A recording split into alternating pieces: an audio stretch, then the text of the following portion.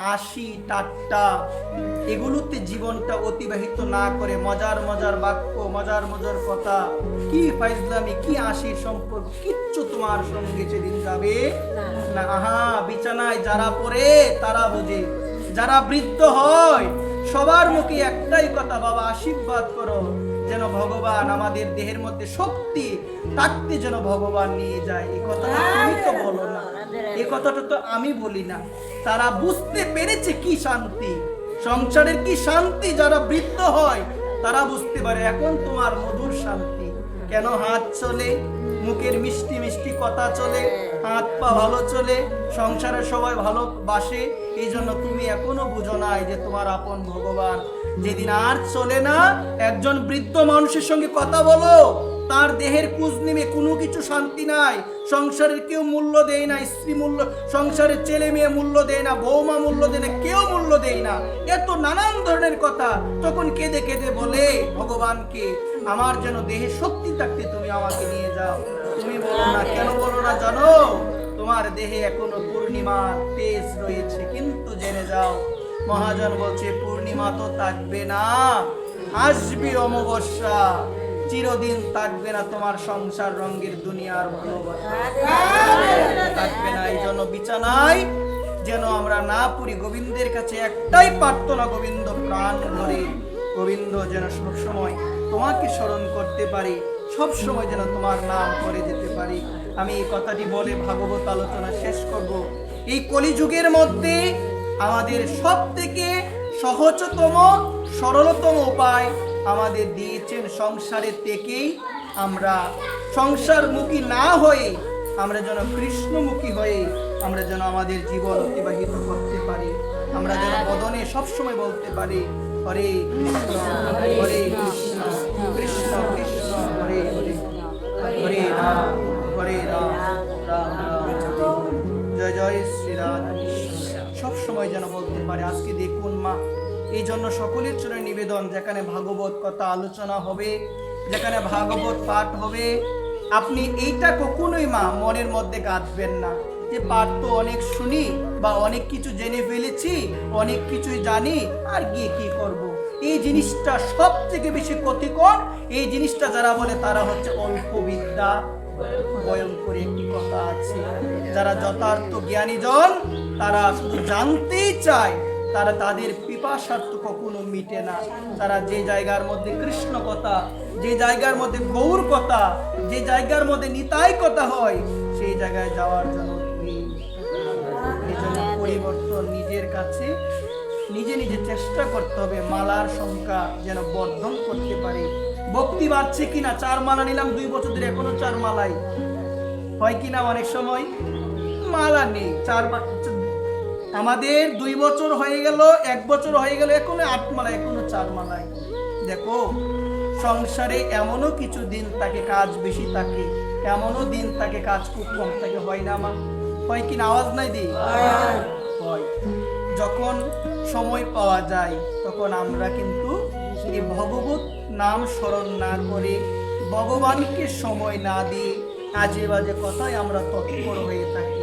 আমি এই জন্য সকলের চরণে নিবেদন করে বলবো, এখনো সময় আছে, মন কৃষ্ণমুখী করেন। যে জায়গায় যাবেন যেন কৃষ্ণ চিন্তা হয়, সেই সঙ্গ করবেন। যে ব্যক্তি ভগবানের ভক্ত, যার মুখে কৃষ্ণ কথা আসে, তার সঙ্গ করবেন। দেখবেন আস্তে আস্তে হৃদয় সুনির্মল হয়ে যাবে। শৃণ্যতাং শকতা পুণ্য শ্রবণ কীর্তনম বলছেন, এই কৃষ্ণ কথা শ্রবণ, এটা করতে গেল পুণ্য প্রয়োজন। এটা শ্রবণ করতে করতে হৃদয়ে তোমার শুদ্ধ হয়ে যাবে, শুদ্ধ হয়ে যাবে। এই জন্য ভগবত ভক্তদের শ্রীমুখে, বৈষ্ণবের শ্রীমুখে, নিষ্ঠাবান সাধুর মুখে হরিকথা শ্রবণ, হরিনাম জপ করতে হবে। কেন? অসৎ মুখে কখনো কৃষ্ণ নাম হয় না, অসৎ সঙ্গে বাইরে কখনো কৃষ্ণ নাম নাই হয়। নাম অক্ষর বাহির হয়, নাম কবু নয়। অক্ষরটা বের হচ্ছে, হরে কৃষ্ণ অক্ষরটা মুখে মুখে বের হচ্ছে, কিন্তু প্রকৃতপক্ষে হৃদয় থেকে নাম হচ্ছে না। নাম বিক্রির বিষয় নয়, এই হরিকথা বিক্রির বিষয় নয়। এগুলো আজকাল বর্তমানে বিক্রি হয়ে যাচ্ছে। এই জন্য সকলের চলে এই নিবেদন। এইভাবে শুনলেও কোনো পরিবর্তন হবে না, এভাবে 1000 বছর পরে গেলেও কোনো পরিবর্তন হবে না। দেখো না, মহাপ্রভু শুধুমাত্র 2 জনকে বলেছিলেন, শুনো শুনো নিত্যানন্দ, শুনো হরিদাস, সর্বত্র আমার আজ্ঞা করো হে প্রকাশ, প্রতি ঘরে ঘরে গিয়া করো এই ভিক্ষা, একবার বলো কৃষ্ণ ভজ কৃষ্ণ, করো কৃষ্ণ শিক্ষা। মহাপ্রভু তো আর কাউকে বলে নাই, মহাপ্রভু আর কাউকে বলে নাই। কাকে বলেছেন? হরিদাস ঠাকুর, নামাচার্য হরিদাস ঠাকুর। মহাপ্রভু কেন বললেন হরিদাস ঠাকুরকে প্রত্যেক ঘরে ঘরে গিয়ে ভিক্ষা করার জন্য? এই জন্য বললেন, কারণ দেখুন শাস্ত্রে বলছেন, যাকে দেখে মুখে আসে কৃষ্ণ নাম, সে হলো বৈষ্ণব প্রদান, তার করিও সম্মান। নামাচার্য হরিদাস ঠাকুরের বদন এত সুন্দর ছিল, যাকে দেখলে অহংকারী, যাকে দেখলে পাপিষ্ঠদের মুখেও হরিনাম আসতো। এই জন্য আমার মহাপ্রভু কলিযুগের ধারে ধারে হরিনাম প্রচার করার জন্য তিনি কাকে পাঠালেন? রোমা হরিদাস ঠাকুরকে পাঠালেন, নিতাই চাঁদকে পাঠালেন। হরিদাস ঠাকুরকে পাঠালেন কারণ তার ভিতর ছিল দীনতাই পরিপূর্ণ, তার মধ্যে কোনো ধরনের অহংকার ছিল না, তার বদন এত সুন্দর ছিল, যাকে দেখার পরে অটোমেটিক বলতে হয় না কৃষ্ণ চিন্তা আসে। এটা বৈষ্ণবের লক্ষণ। আপনি তিলক ঊর্ধ্বপুণ্ড দিয়েছেন, আপনার বদনটা হাসি মাখা বদন, সবার সঙ্গে মিষ্টিভাবে কথা বলেন, দীনতার সহিত চলেন, দীনতার সহিত কথা বলেন, সকলের সঙ্গে ভালোবেসে মিষ্টিভাবে আচরণ, মিষ্টিভাবে কথা বলেন। দেখেন ওই রকম আচরণ সম্পূর্ণ বৈষ্ণব যখন আসে আমাদের গ্রামে, তাকে দেখার সঙ্গে সঙ্গে রাধারানী কৃষ্ণের কথা মনে পড়ে। এই জন্য প্রভু জানেন হরিদাস ঠাকুর যখন কোনো বাড়িতে যাবে ভিক্ষা করার জন্য, কি ভিক্ষা? চাউল দাও, কি ভিক্ষা? বলো না আজ দে, একবার বলো হরি, কেউ না করতে পারবে না। তার বদন এত সুন্দর ছিল, অহংকারী পাপিষ্ঠ জীব, কৃষ্ণ বহির্মুখ জীব, অবৈষ্ণব সবাই তাকে দেখার পরে তাদের বলতেই হবে তার বদন এত সুন্দর ছিল। আর নিতাইকে কেন পাঠালেন? হরিদাস ঠাকুরকে দেখলে কি বলবে? সবাই বলবে হরে কৃষ্ণ হরি বল। আর যখনই কেউ বলবে হরি বল, আমার নিতাই তাদেরকে বজ প্রেম দিয়ে দিবে। এজন্যই বলছেন কলির বেশ অবতার, যিনি ছিলেন দাপুরের বেদব্যাস, তিনি এসেছেন কলিযুগের মধ্যে বৃন্দাবন দাস ঠাকুর রূপে। চৈতন্য ভাগবতী তিনি বলছেন, গোপিকার যে প্রেম গাই ভাগবতে, একলা নিতাই হইতে পাইবে জগতে। গোপীদের যে প্রেমের কথা ভাগবতী বলা হয়েছে, একমাত্র নিতাই চরণ আশ্রয় করলে গোপীদের প্রেম তোমার মধ্যে চলে আসবে।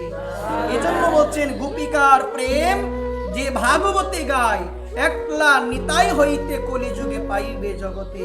এই জন্য নিতাইকে দেখলে, নিতাইয়ের চিন্তা হলে, নিতাইয়ের নাম স্মরণ করলে দেখবেন হৃদয় আপনার শান্ত হয়ে যায়, দগ্ধীভূত হৃদয় আপনার শান্ত হয়ে যায়। এই জন্য তাকেই দেখবেন বলবেন জয় নিতাই, জয় গৌর, জয় রাধেশ্যাম। আর বাড়িতে থাকেন, যেখানে থাকেন, প্রাণ ভরে বলবেন মা জয় নিতাই গৌর হরি বল, জয় নিতাই। নিতাই বলছেন আমি বিক্রি হয়ে যাই, টাকাও লাগবে না, পয়সাও লাগবে না, যদি একবার বলেন হ্যাঁ ভজ গৌর হরি। নিতাই বলছেন কেউ যদি একবার বলে আমার গৌরের নাম, আমি তার কাছে চির ঋণী হয়ে যাই, আমি তার কাছে বিক্রি হয়ে যাই।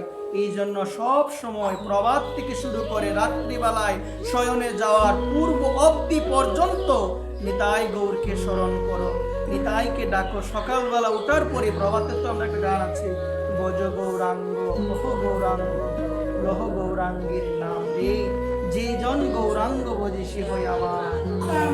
গৌরাঙ্গ ভজিলে, গৌরাঙ্গ জপিলে দুঃখের হয় অবসান। এই জন্যই তো বলছেন সকাল থেকে শুরু করে ডাকো গৌর গৌর গৌর গৌর গৌরাঙ্গ হয়ে জয় শ্রীরাধে। এই জন্য সকল গৌর অনুরাগী ভক্তচরণে নিবেদন, আপনারা কলিযুগে আমাদের জন্ম হয়েছে, আমরা যেন সর্বদা নিতাই গৌরকে স্মরণ করি, নিতাই গৌরকে স্মরণ করে জীবন শুরু করব, নিতাই গৌরকে স্মরণ করে আবার শয়নে যাব। না জানি কোন ঘুম আমার জীবনের শেষ ঘুম হয়ে যায়, কেউ আমরা বলতে পারি? এখনো সময় আছে মা, এই প্রাণবায়ুটা কখন আমাদের জন্য একদম বন্ধ হয়ে যাবে কেউ আমরা জানি না।